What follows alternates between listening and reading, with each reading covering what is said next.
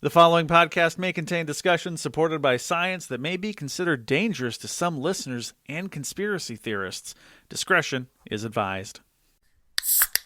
The 3 Down Greencast is brought to you by Lucky Bastard Distillers, Saskatchewan's premier distillery, and by the Pile of Bowens Brewing Company, brewed in the heart of Regina.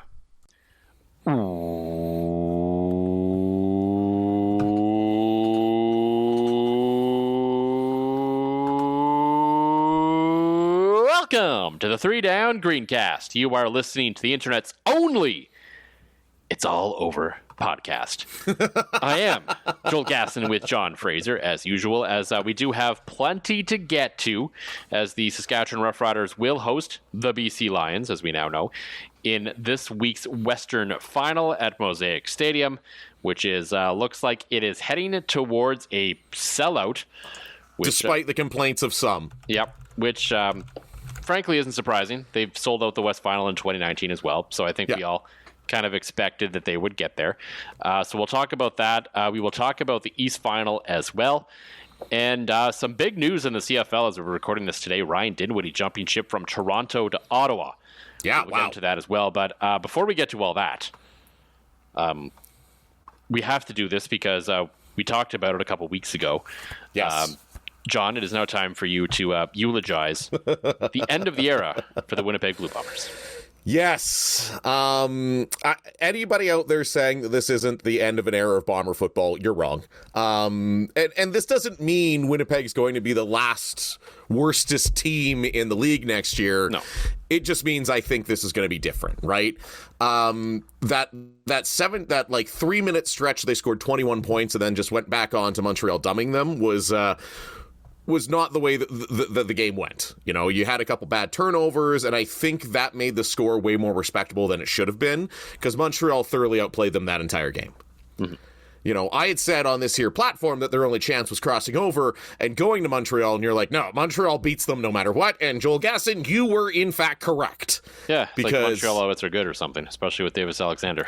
Yeah, exactly. Who would have thought? Like a team that is has not lost with their starting quarterback is pretty good at the football. But no, you could see, and more so, I don't know, I think if you watch the game, you could make the argument that, okay, maybe they're close. They're an injury, a bounce, 2 away. They lost Strevler. They lost a bunch of guys through the season.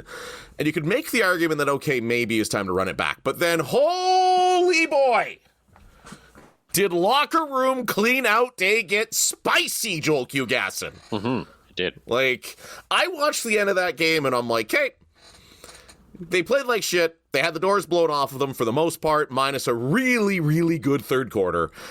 But they might that just included a fair bit of luck, if we're being honest. Like incredible luck, right? But again, it's not the same as it is in hockey. That hockey is essentially all luck. Yeah. Luck comes into play in football quite a bit, right? So they got the bounces, they got the veteran bounces, they came back off of the mat with a 2 count, and then got at least 2 or 3 Cody cutters in a row, and down goes the champion. So, with that all being said, what I found very interesting, and you and I talked about it right here on this very platform, that it seemed like earlier in the season, there was something brewing with the offense, and specifically offensive coordinator Jason Hogan.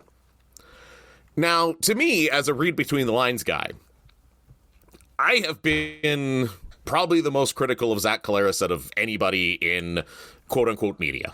Mm-hmm. Because, again, I don't consider us media. I consider us 2 guys hanging out in our basement talking to 7 people. But for a veteran quarterback like Zach doesn't say much.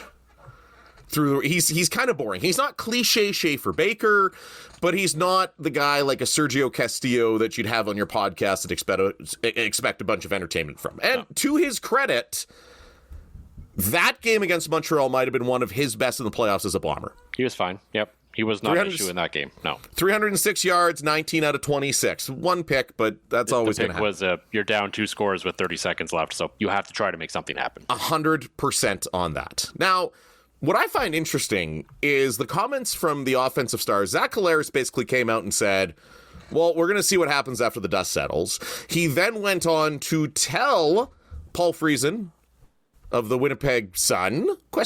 Can't remember that off the top of my head. Yes. That He's like, yeah, we showed up at training camp. We implemented a bunch of stuff. We never used it. It was a waste of time. Then you get Brady Oliveira basically saying, yeah, I'm going to go the best place that suits me for a championship. So to me, and me and my cousin in Winnipeg were talking about this, Jason Hogan should have his keys. He should be let go right now.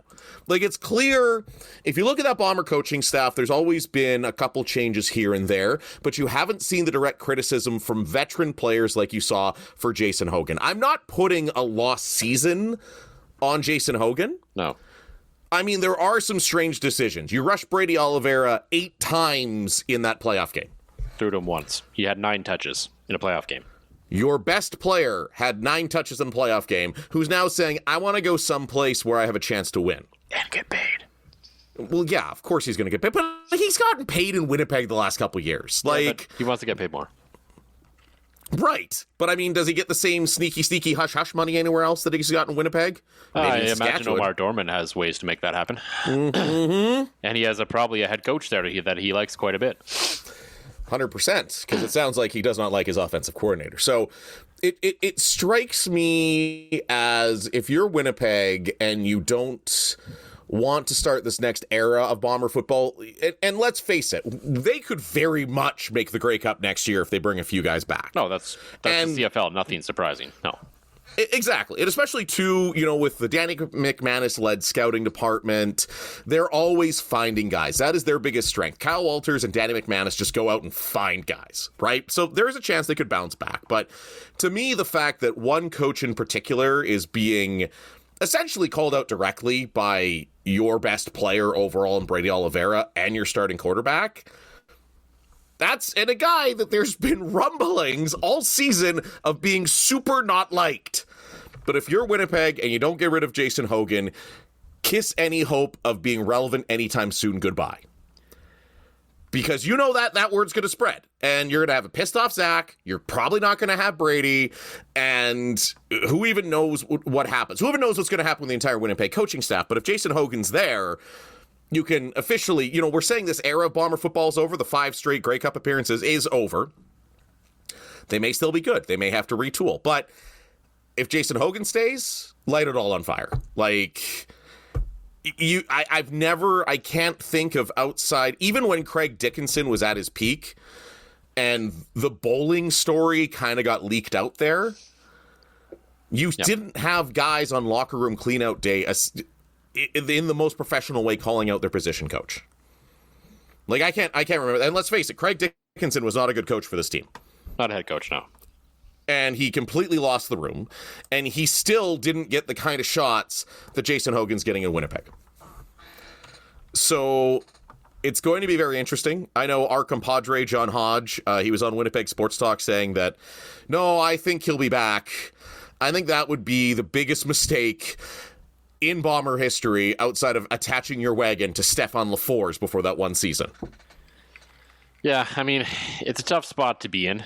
Unless you just promote Jarius Jackson, there's not a ton out there, so that's certainly a thing to consider. But that's it. He's right on the staff. He's a proven OC and a likable guy. Yeah, and that's certainly a possibility. So we'll see where they go with there. I think they still need to figure out what's going on with their GM and their head coach, whose contracts are up as well. Yes. We assume one, if not both, will probably be back. I assume Mike O'Shea. It was funny in the postseason availability. He admitted to John Hodge that he got him good there because Hodge was asking him about his contract status, and he said he's like, I'm optimistic about everything. He's basically what he said. And then Hodge went back, so you're optimistic about leaving? And he was like, good one. You got me there. He said, good catch. You got me. So I think it eventually turned into like more so optimistic about staying. But yes, Mike O'Shea tried to talk his way around it, and Hodge got him pretty good on that one. So that was good. But yeah, I think no matter which way you want to slice it, this is definitely the end of an era for the Winnipeg Blue Bombers. As you said, that doesn't necessarily mean that they're going to suck next year. I don't think we're ready to proclaim that they're going to finish last in the league or anything like that. No, Zach Collaros is still there. Nick Dembski came out today and said, I don't want any other quarterback except Zach Collaros. So that's basically saying he's coming back. Well, yeah, he should, because I don't really know what else you do there quite frankly. Even if you're able to get Tyler Algersma under contract, you want him to sit for probably a year anyway. Probably, yeah. So Zach's probably your best option unless you really think Trey Ford can be reclaimed, or Drew Brown or someone like that can sort of take a big step forward. But Zach Collaros also has to take a shave here. Like, yes. If he is not willing to, be in the Bo Levi Mitchell range now of 350, 400, then you may have to make a tough decision.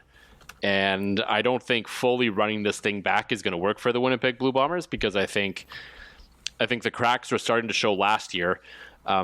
They shouldn't have finished first in the West last year. They shouldn't have made the Grey Cup last year.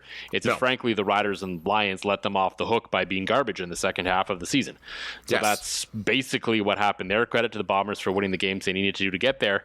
But ultimately, I think what we saw in the first half of last year and most of this season is the team they are slowly becoming.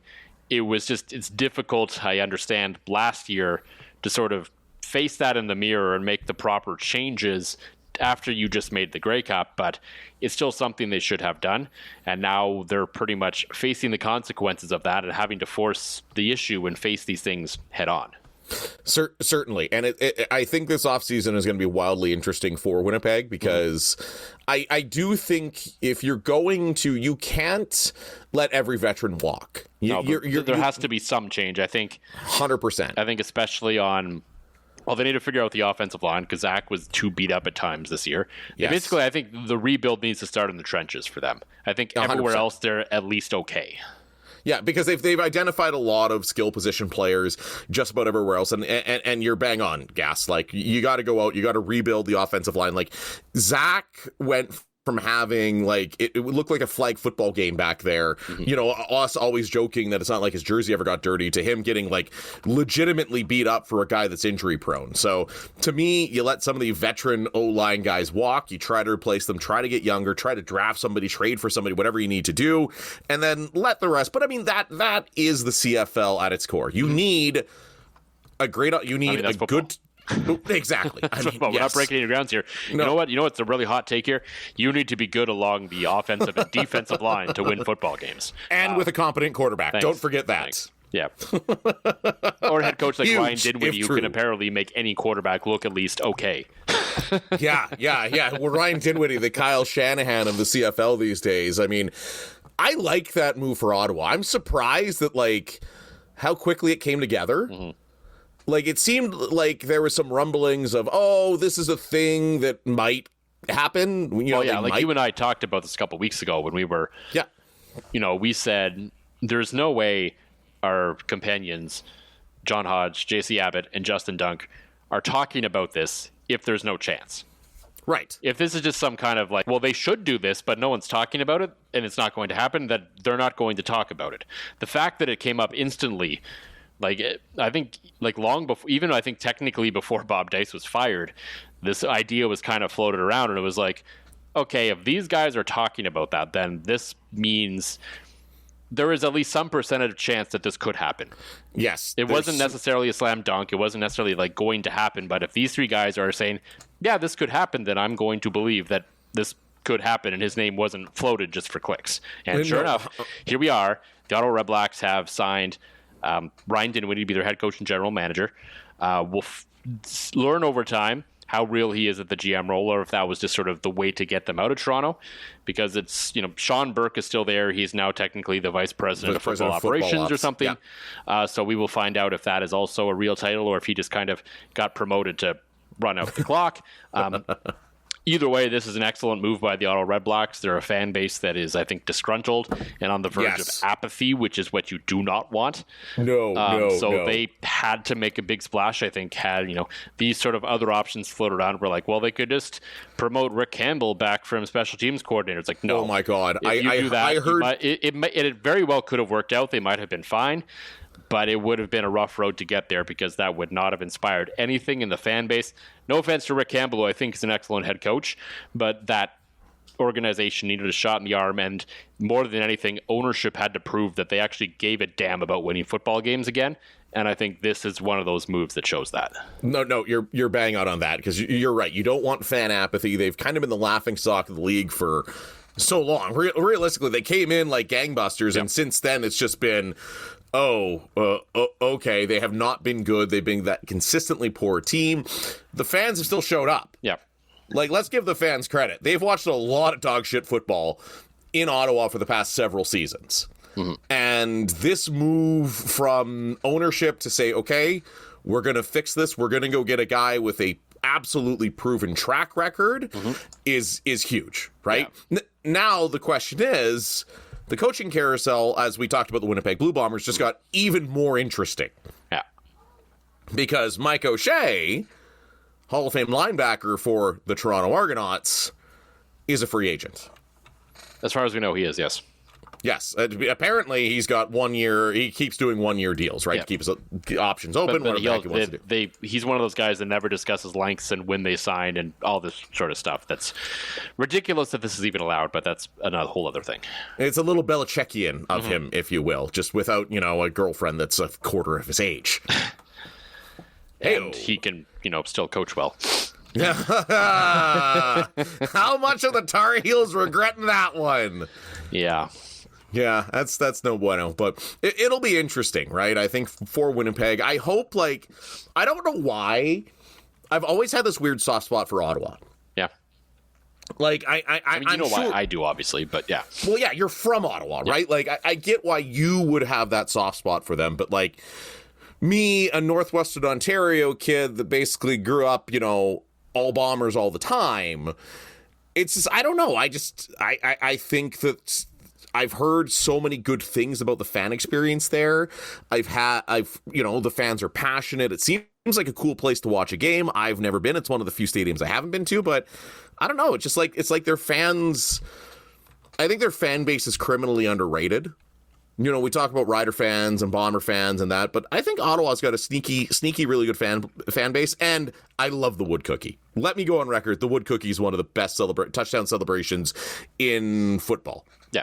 Well, it's unique, right? So. And yeah, I would love to own one of those condos and just hang out. It's like all the clips you saw of people staying at the Blue Jays Hotel for $6,000 a night. $4,000 a night, yeah. Oh my God.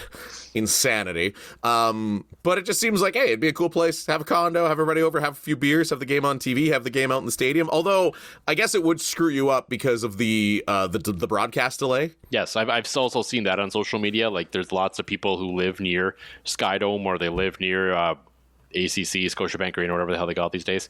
Yes. And if you have your windows open or it's loud or it's loud enough in there, you are generally spoiled as to what happens before you see it on TV. Well, actually, it's funny to a much lesser extent here in Saskatoon. Yeah. When the Huskies win from either my work or my house, you can just hear the fireworks going off like crazy. Yeah. And Husky football wins a lot of games. So there's a lot of times you're out in your backyard and hey, you hear the fireworks to start the game. And then you're like, hey, kids, let's go to a football game. And they're like, no. And you're like, damn it. Or this with it being game 7 of the World Series, it was kind of trippy. All of a sudden, all these fireworks are going off. We can hear them from work, Dodge City on 8th Street. Come see me. Seriously, we had a bad month last month. Let's get some car deals. And you just heard the fireworks going bananas lands, and everybody's like, what the hell's happening? Is there a mass shooting? I'm like, no, it's just fireworks going off because the Huskies won. Yeah. So there's that's how I got ready for Game 7 of the World Series. Fair enough. A bunch of people hoping for some fireworks in Regina. Oh, yeah. This weekend, as the Riders will host the BC Lions in the Western Final. And there'll be some other fireworks in the province, too, as we should also mention that the Rams and Huskies will play for the Hardy Cup, for the Canada West title, for the right to go on to lose to the RSEQ in the semi-final. I hate it when you do that rotation and we get Quebec. Yeah, especially in a year where, especially these two schools, if they could get one of them in the Vanier Cup, it would save this event. Oh, 100%. It would be instantly a huge Vanier Cup if one of these teams can somehow pull it off. So that I actually brought up the thought to John Hodge because we were joking about this, and I was like, they really should give the host conference the Atlantic team. Yeah, yes, 100%. And I know that's absolute disrespect to the Atlantic teams, but they're not good. No, it's 100% earned. They've never been good in our entire life. Like, I remember when I was younger, I think Saint FX did win a title. When I was like young. Like, I remember that happening.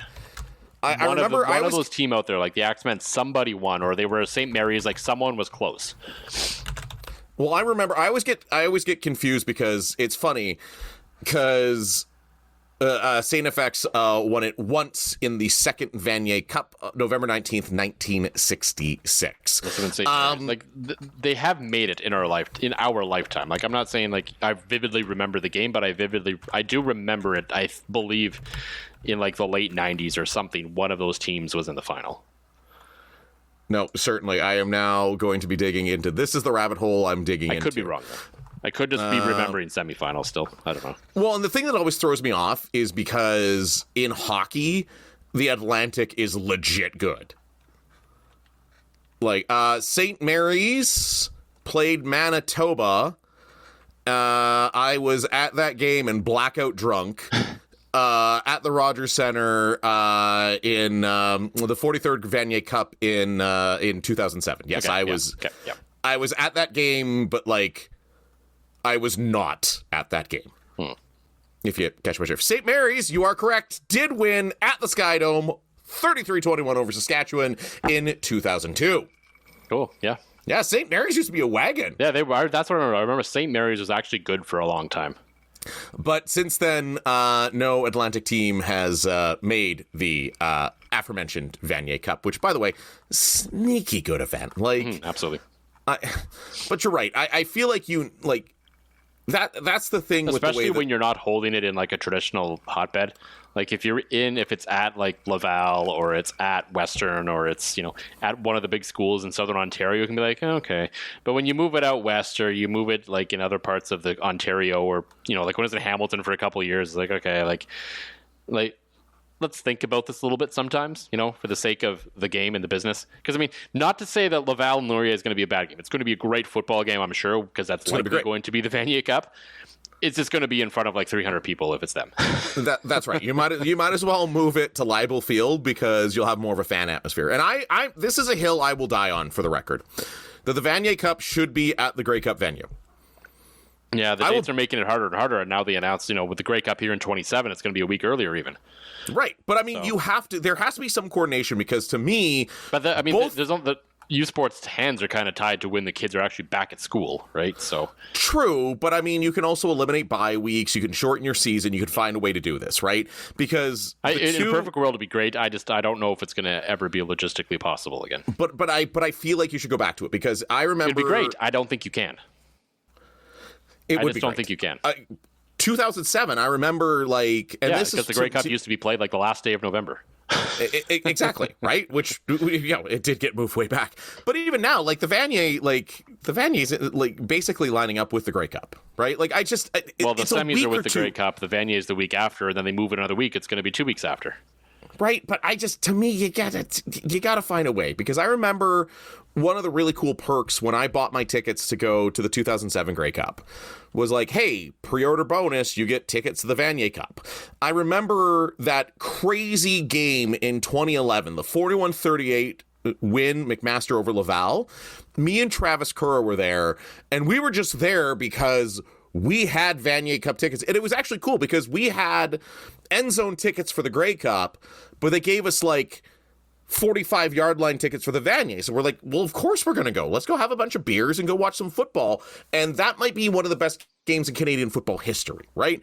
I think I'm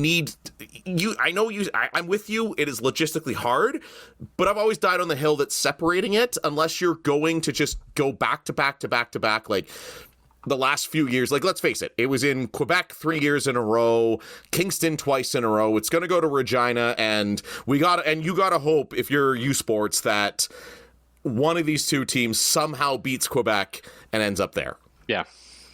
Because if not, it's going to be. If not, you might have had more people at. You will have had more people at the PFC final, which, by the way, Thunderloos. was holding that back for 2 weeks, guys.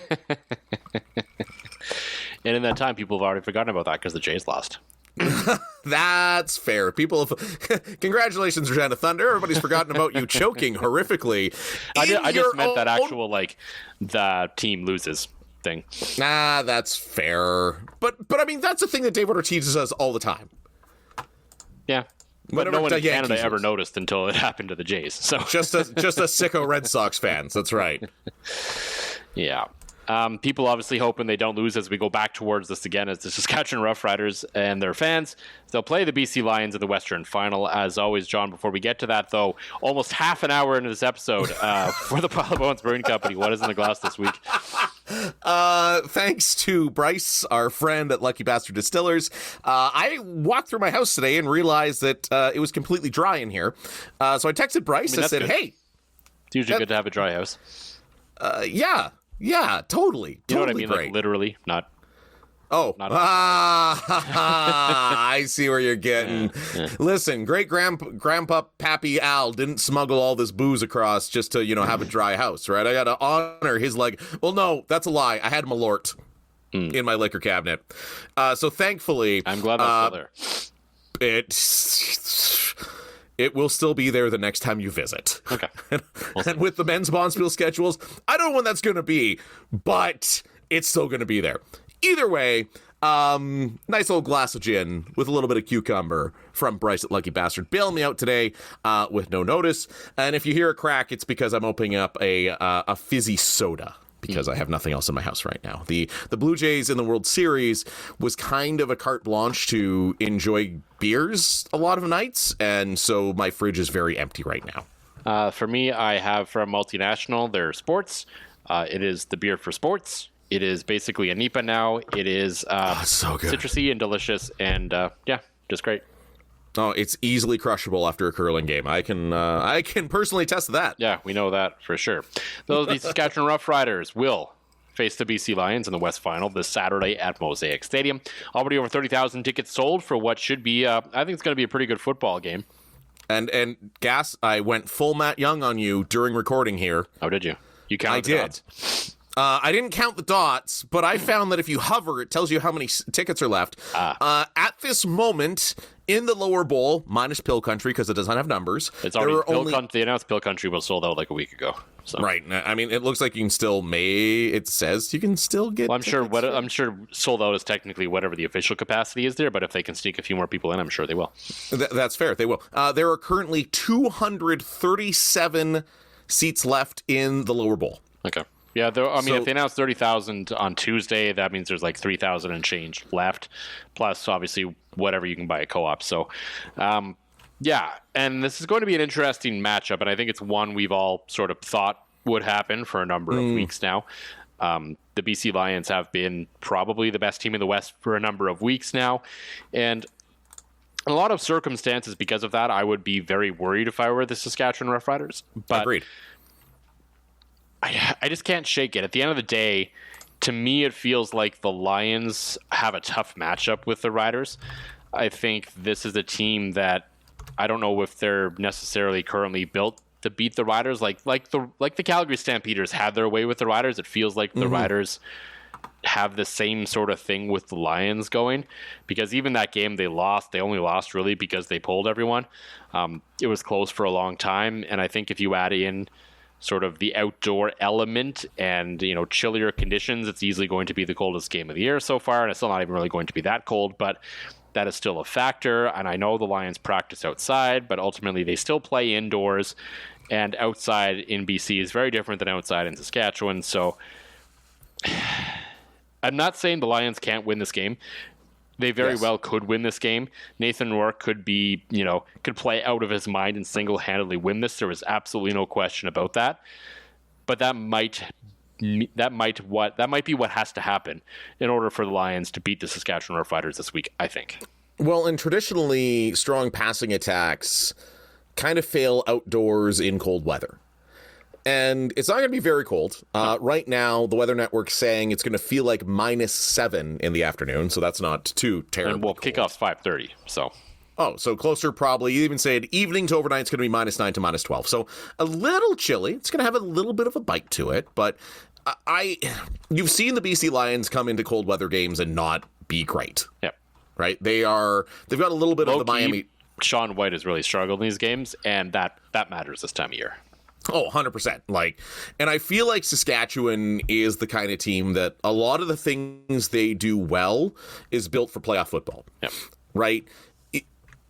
All the knocks we've had on Trevor Harris and his arm strength and things like that, sometimes what you need in playoff football is just completions. You need to march down the field. You need to give the rock to AJ. AJ's got to get the ball 15 to 20 times this game. Yes. And I'm not talking quarterback sneaks because it looks like Tommy Stevens is going to be back, which is also essential. But to me, you're going to pound the rock. The team is good at doing that. They have defenders that can hit. They have defenders that can tackle. And an underrated element of the cold weather games that nobody really talks about is it fucking hurts getting tackled when it's cold out. Yeah. When it's +20, you get hit. It hurts. But when it's -10 and you get hit, it hurts just that Especially much. if you're in a situation where, the Riders say they do get AJ Ouellette going, and he starts running downhill. And, okay, at first you're okay, but as the game wears on, you're just less and less enthused to take those hits, especially from a guy like that. And, the BC Lions, James Butler has been good most of the year, but their run game has kind of gone silent down the stretch here and into the playoffs. And very easily the BC Lions could have lost that game to the Calgary Stampeders last week had Vernon Adams not had two incredible brain farts basically at both ends of both halves. So bad VA showed up. He was good for 95% of the game. The issue was the scramble at the end of the first half was really bad. The number one goal there had to be, okay, you take 2 steps, you look, no one's open, throw it away. Or just take a knee. Do anything besides run around for 5 seconds and throw the ball and run out of time. And then the other time, when they kicked the field goal to tie it, he went for the end zone, which, okay, if it was first down, but it's second down, and you weren't that far from a first down. The priority should have been to pick up the first down, continue the clock, and make sure that you don't give Nathan Rourke a chance to respond and take it to overtime. And neither of those things happened, and they lost the football game. And Nathan Rourke is very much back to being Nathan Rourke. You mentioned James Butler basically disappeared in that game too. 7 carries, 25 yards. So that to me is going to be the formula for success. Yeah. But don't get me wrong, Nathan Rourke can win this single-handedly. No question. I think he might be maybe Davis Alexander, but I would say for sure Nathan Rourke is the only guy left playing in the CFL playoffs this year that you can say the BC Lions could win a Grey Cup because of one person, and that person is Nathan Rourke. And that's pretty much what we said about them all year. At the start of the season, we were I'm not really sold on this group. Are they missing some weapons? Buck Pierce, they're trying to figure things out. But if Nathan Rourke is Nathan Rourke, they have a chance. And it took him a few weeks, but Nathan Rourke became Nathan Rourke, and he's easily the best player in the CFL and the most outstanding player. And that could easily ride them to a Grey Cup. There's no question about it. Which I'm glad to see. The CFL having a Canadian star being our best player is awesome. It is. That's awesome, but they also just need the next batch of quarterbacks because, we're looking at, Trevor Harris, Bo Levi Mitchell, and Zach Collaros probably all retiring in the next year or two. And, what we're looking at, hopefully Nathan Rourke, Davis Alexander, and question mark? Elgersma, please, maybe, please, don't sign in the NFL. That's really my only hope as a Winnipeg fan. But no, and you're bang on that. And I feel like Nathan Rourke's last playoff experience was getting Death Star moded by the Winnipeg Blue Bombers. Yeah, and the relief for both of these teams is, they're not playing the Winnipeg Blue Bombers in this game, which has been their Achilles heel for the last number of years. Right, both these teams, right? Yes, for both teams. I think for Saskatchewan, you're glad Calgary didn't make it out of that? Yes, no question. Calgary would have been, in a sense, a problem because they could be as physical as you are. I don't think they're as dangerous, but in one game, if they just come in here and beat you up, they could easily do that. No, certainly. And again, Calgary is a team that the demons are there, right? Mm-hmm. You've lost twice to them, and both times they just made your offense look terrible. Meanwhile, BC is a team that I feel like they can beat. right? I feel like a loud Mosaic Stadium is going to help them, and that might be the only edge they have, because I think... Now, again, this could all be screwed up by not giving AJ Ouellette the ball. That, to me, is the absolute key, is if you go galaxy brain on this and you have Trevor Harris chuck it 50 times, you're not going to win. No. You have to accept that in the first quarter, AJ might be up the middle for 3 yards. He might be up the middle again for 3 yards, and you're going to punt it. But by the third and fourth quarter, when AJ Ouellette is running angry and taking control of this game, AJ Ouellette is going to bust some big runs and be a big part of this game, right? Like, I hope, and Mark Mueller has not done it, but I hope it doesn't go full Jason Moss and go, well, he can't run the ball off the first couple handoffs, and let's just ignore him. Or Jason Hogan, or, geez, really any OC. And Saskatchewan needs to run the ball. Like, I get it, the CFL is still a passing league, but you need to run the damn ball to win games in the playoffs. And if Saskatchewan doesn't do that, BC wins this one in a walkover. Yeah, if this becomes a shootout, I don't like their chances. They're not built for that. They're not a team. No, absolutely not. They're not a team that's going to, march up and down the field with, let's call it, the best offense in the league. They're just not going to be able to do that. So yeah, they need to control the clock. They need to control the ball, and they need their defense to make life difficult for Nathan Rourke. But that is being smart, making life difficult for Nathan Rourke. He can make things happen. He is sneakily very good on his feet. Yes. He outrushed both the leading rushers for the Montreal Alouettes and the Toronto Argonauts this year. So, he can run, and he can make things happen. He does have the odd brain fart when he does that. That's about the only flaw you can put on Nathan Rourke. But so the key is going to be getting in his grill, but also keeping him contained. So you have to be really smart about how you're getting to him, because if you lose coverage, if you sort of lose contain, he's going to get out there and he's going to make something happen. And so it comes down basically to fundamentally sound, 4 defensive linemen doing their job and making sure they get to Nathan, but keeping him in the pocket doing so. And on offense, you have to know where Matthew Betts is at all times. Yes. Because holy crap, has that guy had a season. Yeah, I mean, that starts with, cleaning up the interior of their defensive line that has done a very good job of taking pressure off Matthew Betts for the first part of the year. It's basically all on him, and they couldn't get there. Now now that he has some support down the rest of that line, that's where we've seen him start to become Matthew Betts again. The nice thing is, it looks like the Riders are basically going to have everybody in their arsenal. Maybe Keyshawn Johnson might be the only, real relevant guy that doesn't play. Yeah, the injury report's long, but a lot of guys are practicing currently. A few things I'm not too sure on about there. I'm fairly certain on Tuesday it said Joe Robustelli didn't practice, but then today it said he was full on both days, so I don't know. I don't know. I could be wrong on that, but that's certainly what that felt like. You will find the picks up on 3downnation.com. I have picked the Riders to win this game. I think it comes down to the weather, and it comes down to the Riders just being a good matchup for the Lions, and which goes against everything I think of how good the Lions have been this year and how good they've been down the stretch, and they're probably the best team in the West coming down into this game. But sometimes, that's just football. It comes down to the matchups, really, in these sorts of situations. Saskatchewan, I'm about to do you a favor. And that favor is unleashing the power of the Fraser curse. My Winnipeg Blue Bombers are toast. They are. It's a sad fact. But the Fraser curse once powered them to a Grey Cup championship. Back-to-back, actually. So, for everybody, all 7 of you, that cheer for the Riders. Actually, not all 7 cheer for the Riders, though. That's fair. Grammy's a Bombers fan. So Jock doesn't. Grammy's a Bombers fan, because that's where I got it from. So to the 5 of you, and Mom is a Bombers fan. Dave, I'm going to do you a favor. This is for you. I got your back, Dave Stadnek. You know what? You brought donuts to my work on my day off, and I was too busy getting flu shots for the kids, and my staff appreciated that. Dave, for you, I'm picking the BC Lions in a blowout. Wow. Fraser curse, man. Fraser curse. And who will they? And I guess we should discuss who they might be playing in the Grey Cup. I assume we're both on the Montreal Alouettes here, based on previous talk. Oh, yeah. Hamilton sucks. Hamilton lost to Winnipeg.